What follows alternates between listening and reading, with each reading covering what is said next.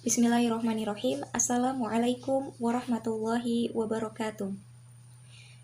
Hamdan wa syukran lillah, amma ba'du. Perkenalkan, nama saya Kembang Wasit Ramadhani, mahasiswi jurusan Tadris Bahasa Inggris angkatan 2019 UIN Maulana Malik Ibrahim Malang, dengan nomor induk mahasiswa 191.835 dari kelas B.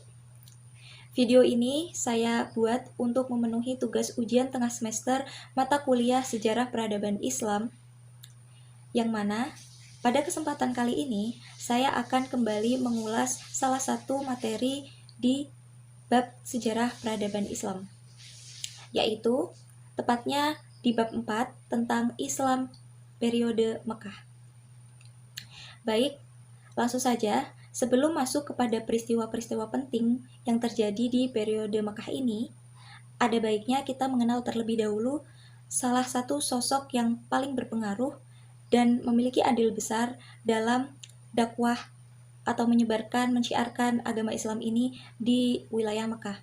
Siapa lagi jika bukan beliau Nabi Muhammad SAW. Untuk itu, pertama-tama saya akan menjelaskan sejarah singkat mengenai riwayat beliau. Nabi Muhammad SAW lahir pada hari Senin, tepatnya 20 April tahun 571 Masehi, atau dikenal juga sebagai tahun gajah. Mengapa disebut tahun gajah? Karena pada saat itu Ka'bah akan diserang rombongan dari Abraha, yang mana rombongan beliau mengendarai gajah.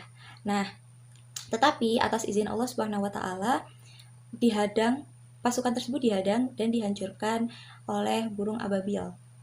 Seperti itu kurang lebih secara singkatnya. Nah, kemudian Nabi Muhammad SAW ini lahir tidak jauh dari Ka'bah itu sendiri. Beliau berasal dari keturunan bangsawan Quraisy dari kalangan Bani Hashim. Nah, silsilah Nabi Muhammad SAW ini sendiri, apabila ditarik garis keturunannya, beliau masih merupakan keturunan Nabi Ismail alaihi salam, yang mana juga masih termasuk keturunan dari Nabi Ibrahim alaihi salam. Baik, setelah beliau lahir dalam keadaan yatim, di mana ayah beliau yang bernama Abdullah bin Abdul Muthalib meninggal ketika beliau dalam kandungan. Saat itu usia kandungannya 3 bulan. Nah, setelah beliau lahir, kemudian beliau dirawat dan disusui oleh wanita desa yang bernama Halimatus Sa'diyah. Halimatus Sa'diyah ini merupakan bisa kita katakan sebagai relawan, karena pada saat itu Siti Aminah atau ibu beliau Nabi Muhammad SAW lemah dari segi ekonomi, sehingga banyak ditolak oleh wanita-wanita desa ini dan merasa tidak sanggup untuk merawatnya. Nah, Halimah Sa'diyah ini sendiri, beliau dengan sukarela menawarkan diri dengan berharap semoga apa yang telah ia lakukan ini mendapat berkah dari Allah Subhanahu wa taala, dari Tuhan. Kemudian kenapa Nabi Muhammad disusui oleh Halimatus Sa'diyah? Karena sesuai sejarah, sesuai adat istiadat orang Mekah juga pada saat itu, di mana anak-anak mereka dirawat di desa karena di desa itu udaranya masih segar, lalu untuk menghindari pergaulan yang tidak baik, seperti itu. Nah, dari sini Siti Aminah atau ibu Nabi Muhammad SAW meninggal ketika beliau berusia 6 tahun. Kemudian Nabi Muhammad SAW dirawat oleh kakeknya Abdul Muthalib selama 2 tahun hingga usia beliau memasuki 8 tahun. Lalu setelah itu beliau dirawat oleh paman beliau, yaitu Abu Thalib.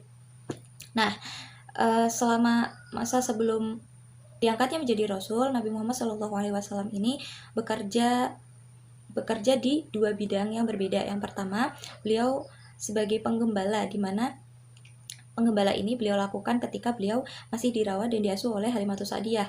Kemudian yang kedua, beliau melakukan perdagangan, di mana perdagangan ini dilakukan ketika beliau hidup bersama Abu Thalib. Hingga memasuki remaja, beliau diajarkan Abu Thalib untuk berniaga. Nah, pada suatu ketika Nabi Muhammad SAW dan Abu Thalib hendak berdagang ke Syam. Nah, di tengah perjalanan beliau bertemu dengan salah seorang pendeta bernama Burairah. Nah, pendeta ini melihat adanya tanda-tanda kenabian dalam diri Muhammad SAW. Kemudian pendeta tersebut mengatakan pada paman beliau Abu Thalib untuk tidak terlalu memasuki kawasan Syria atau Syam secara lebih dalam, karena dikhawatirkan akan ada penduduk dari kalangan Yahudi yang dapat melihat tanda-tanda kenabian ini kemudian akan mencelakai beliau Nabi Muhammad SAW.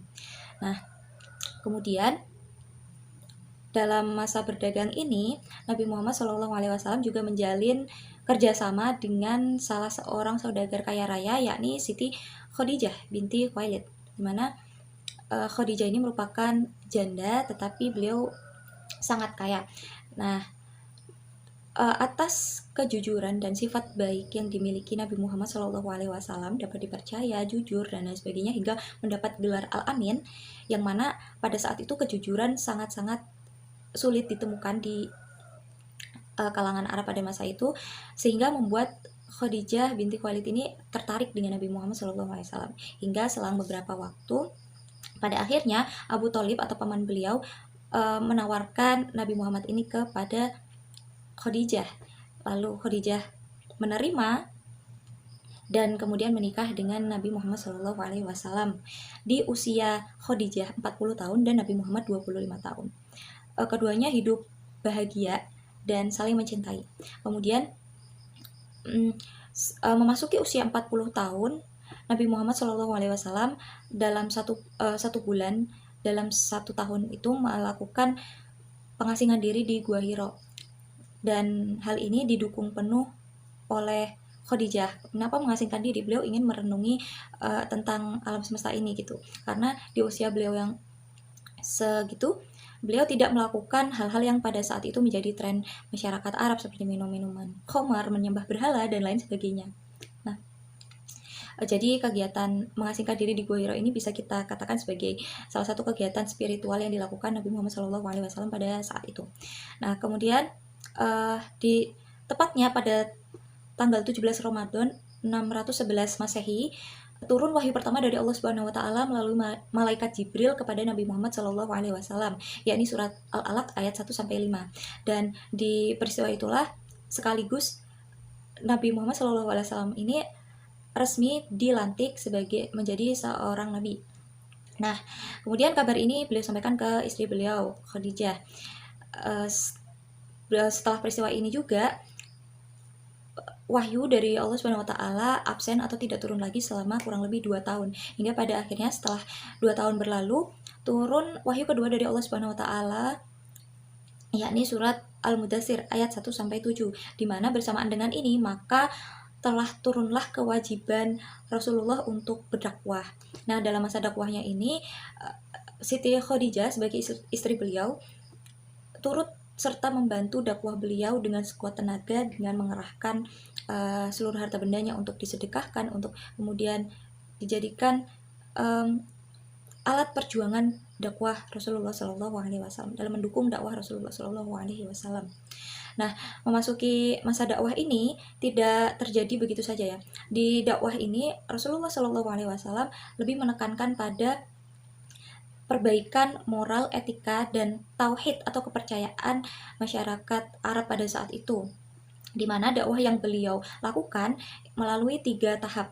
Yang pertama secara sembunyi-sembunyi, yang kedua secara terang-terangan, dan yang ketiga dakwah beliau di luar Mekah. Yang pertama secara sembunyi-sembunyi.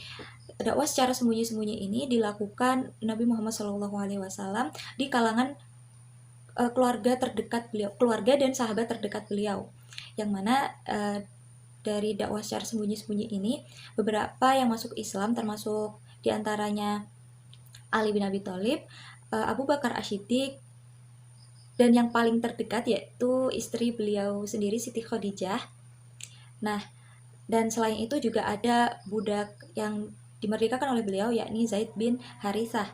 Dan dari Abu Bakar ini sendiri, karena Abu Bakar juga merupakan sosok yang kaya raya pada saat itu, beliau juga berhasil memasukkan kurang lebih 6 sahabat lain, termasuk diantaranya Utsman bin Affan, Sa'ad bin Abi Waqqas, Zubair bin Awam, Abdurrahman bin Auf, itu masuk Islam. Nah, kemudian dakwah berlanjut di tahap yang kedua, yaitu secara terang-terangan, di mana dakwah yang terjadi secara terang-terangan ini beliau sampaikan ke keturunan Abdul Muthalib. Nah, di sini beliau mendapat sambutan yang hangat dari Abu Thalib, tetapi dakwah beliau ini sangat ditentang, bahkan dicela oleh salah satu paman beliau, yakni Abu Lahab. Nah, kemudian dari dakwah secara terang-terangan ini beliau mendapatkan banyak sekali cobaan ya, seperti diolok-olok, dihina, dicaci, dimaki oleh masyarakat Arab pada saat itu. Hanya saja saat itu karena beliau masih bisa kita katakan dalam lindungan keluarga beliau, yakni Abu Thalib, sehingga masyarakat Arab pada mulanya menantang dakwah beliau ini dengan menawarkan berbagai bentuk penawaran, dari mulai membujuk hingga menawarkan seorang lain untuk menghentikan Muhammad agar Nabi Muhammad ini dibunuh, tetapi Abu Thalib menghalang-halanginya. Seperti itu. Kemudian pada periode maksud saya pada tahap ketiga dakwah, yakni dakwah dilakukan di luar Mekah untuk memperluas kawasan dakwah Nabi Muhammad SAW. Setelah berdakwah dari kalangan keluarga dan orang-orang terdekat beliau mulai mendakwahkan agama Islam di wilayah luar Mekah melalui beliau, diantaranya beliau karena pada saat itu posisi beliau semakin terancam oleh penduduk Mekah, maka beliau mengutus beberapa pengikutnya untuk hijrah ke Habasyah dan berdakwah di sana. Nah, selain itu beliau juga sesekali kembali ke Mekah untuk mendakwahi orang-orang yang sedang melakukan ibadah haji.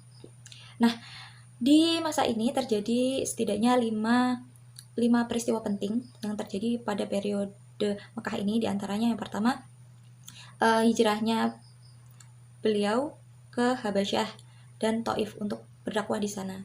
Nah, namun ketika dakwah di Taif ini juga mendapat banyak sekali cobaan, termasuk diantaranya dihina, dicaci maki dan lain sebagainya, diolok-olok hingga dilempari batu. Nah, lalu yang kedua, peristiwa penting yang kedua yaitu merupakan tahun duka cita yang dialami Nabi Muhammad SAW, di mana di masa tahun ke-10 kenabiannya beliau ditinggalkan oleh orang-orang yang beliau cintai, termasuk diantaranya yang pertama Abu Thalib, paman beliau sendiri yang selama ini mendukung dakwah beliau. Akhirnya Abu Thalib meninggal di usia 87 tahun. Kemudian tidak lama berselang, istri beliau yaitu Khadijah juga meninggal dalam usia 65 tahun.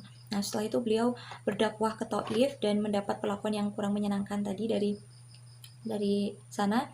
Lalu Allah Subhanahu wa taala mengisra mi'rajkan Nabi Muhammad SAW dengan tujuan untuk menghibur beliau dari duka yang tengah dihadapi. Dan di sini dari peristiwa Isra Mi'raj itulah kemudian bersamaan turun dengan perintah sholat 5 waktu. Kemudian selanjutnya yakni datangnya 6 penduduk Yasrib yang kepada Nabi Muhammad SAW, tepatnya di tahun ke-11.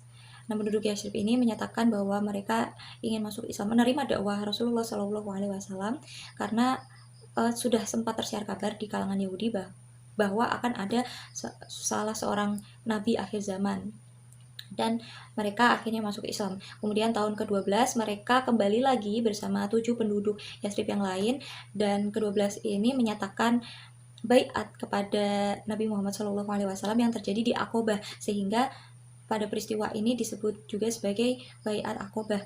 Kemudian pada tahun ke-13 kenabian, Nabi Muhammad SAW kembali menerima setidaknya 80, ada yang mengatakan 81, ada yang mengatakan 83 pengikut dari Yasrib ini untuk kembali di baiat, sehingga terjadi baiat kedua di Aqobah. Nah, bersama dengan itu pula penduduk Yasrib ini akan mendukung dan melindungi dakwah Nabi Muhammad SAW ketika beliau nantinya hendak hijrah ke Madinah. Nah, mungkin itu saja penjelasan yang bisa saya sampaikan dalam video kali ini. Terima kasih atas perhatiannya dan semoga video ini menambah wawasan kita semua. Billahi taufiq wal hidayah, waridul wa inayah. Syukron. Wassalamualaikum warahmatullahi wabarakatuh.